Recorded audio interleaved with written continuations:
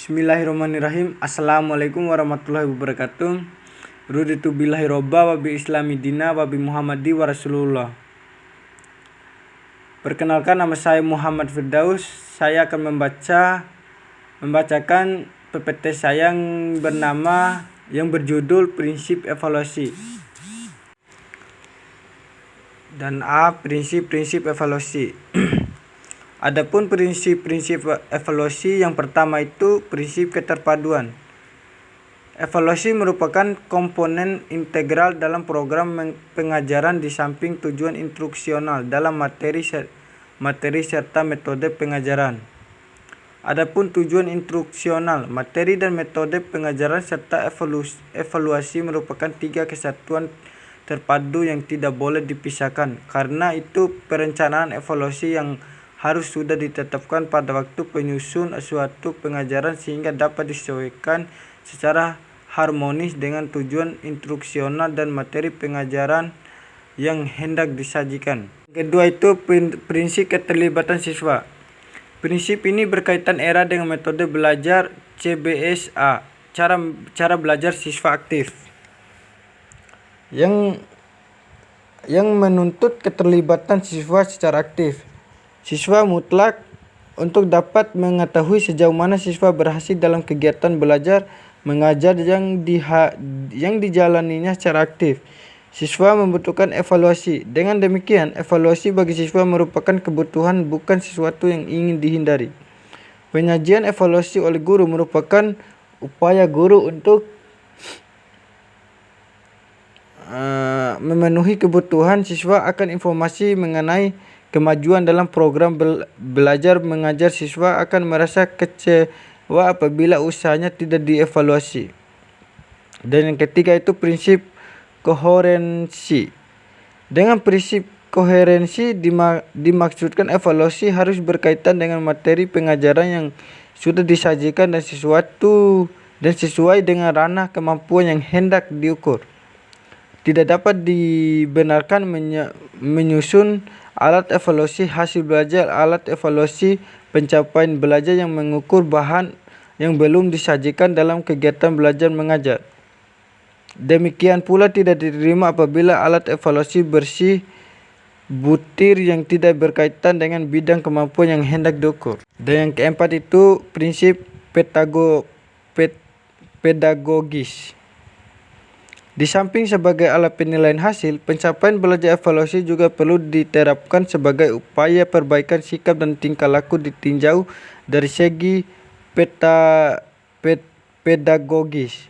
Evaluasi dan hasilnya hendaknya dapat dipakai sebagai alat motivasi untuk siswa dalam kegiatan belajarnya. Hasil evaluasi hendaknya dirasakan sebagai ganjaran reward, yakni sebagai penghargaan bagi yang berhasil, tetapi merupakan hukuman bagi yang tidak kurang berhasil. Dan yang kelima itu prinsip akuntabilitas. Sejauh mana keberhasilan program pengajaran perlu disampaikan kepada pihak-pihak yang berkepentingan dengan pendidikan sebagai laporan pertanggungjawaban atau accountability. Pihak-pihak termasuk antara lain orang tua, calon, majikan, masyarakat, lingkungan pada umumnya, dan lembaga pendidikan itu sendiri. Pihak-pihak ini perlu mengetahui keadaan kemajuan belajar siswa agar dapat dipertimbangkan pemanfaatannya. Dan B. Langkah-langkah pokok dalam evaluasi pembelajaran. Secara umum, langkah-langkah pokok evaluasi pendidikan meliputi tiga kegiatan umum utama, yaitu persiapan, pelaksanaan, pengolahan hasil. Dan yang ketiga, langkah-langkah tersebut dapat dijabarkan dalam langkah-langkah yang lebih operasional, meliputi yang pertama itu perencanaan dan perumusan kriterium, dan kedua pengumpulan data, yang ketiga bersifakasi data, yang keempat pengolahan data, yang kelima penafsiran data. Perincian langkah-langkah pokok pada taraf ini Baiklah kita tinjau kembali langkah-langkah pokok yang kita sebutkan tadi untuk mengetahui lebih lanjut apakah fungsi setiap langkah pokok tadi dalam keseluruhan proses evaluasi, langkah-langkah kecil mana saja yang dapat dilakukan dalam setiap langkah pokok tadi, dan sumber-sumber apa saja yang dapat dipergunakan sebagai pedoman dalam melakukan setiap langkah pokok tadi. Jadi, yang pertama itu langkah-langkah perencanaan dan perumusan kriterium. Merencanakan pada dasarnya menentukan kegiatan yang hendak dilakukan pada masa depan.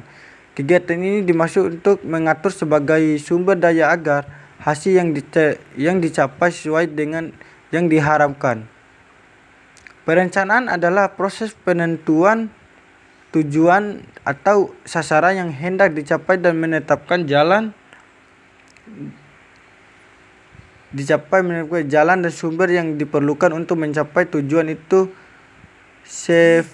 seefisien dan seefektif mungkin. Dan B. Langkah-langkah pengumpulan data. Pengumpulan data dimaksud untuk memperoleh informasi tentang keadaan objek dengan menggunakan alat yang telah diuji cobakan. Untuk pengumpulan data dapat menggunakan metode tes tulis, tes lisan, dan tes tindakan yang akan dibicarakan tersendiri. Dan yang kecil, langkah-langkah verifikasi data. Penelitian data atau verifikasi data maksud ialah untuk memisahkan data yang baik yang akan dapat memperjelas gambaran yang akan kita peroleh mengenai individu atau sekelompok individu yang sedang kita evaluasi dari data yang kurang baik yang hanya akan merusak atau menguburkan gambaran yang akan kita peroleh apabila turut kita olah juga. Dan yang kedua, pengolahan data. Pengolahan data dilakukan untuk menjadikan data lebih bermakna sehingga dengan data itu orang dapat memperoleh beberapa gambaran yang lebih lengkap tentang keadaan peserta didik. Yang ketiga adalah langkah penafsiran data.